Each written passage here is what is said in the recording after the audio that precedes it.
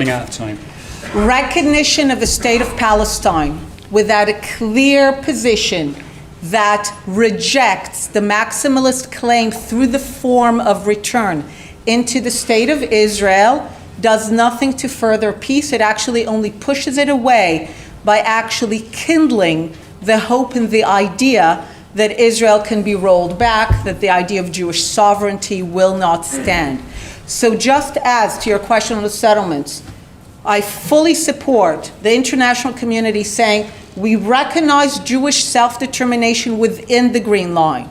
But despite the historical connection between the Jews and Judea, we say it has to stop in the Green Line, and there cannot be a Jewish right to the territory of the West Bank.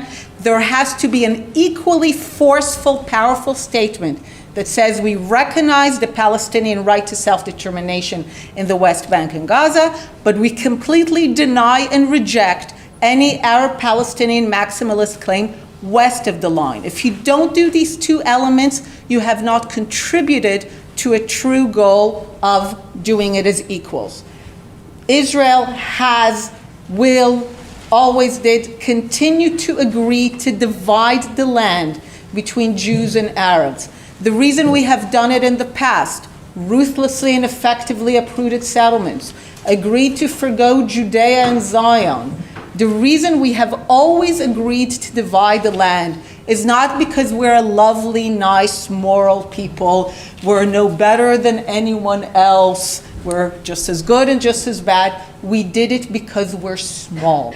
We recognize that at the end of the day, we are a tiny minority in a region that is not very tolerant of minorities, and that our long-term existence depends on our acceptance as equals, as a people and a nation among the Arab and Muslim region, but only as equals, not as they used to think of it. So we are always willing, even now, to divide the land, but it has to be with our acceptance as an indigenous people with a legitimate claim to the land, who are there by right and as equals and have a right to sovereign self-determination.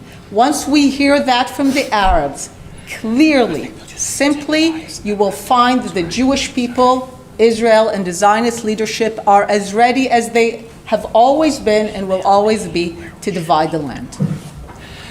Thanks very much, Anna.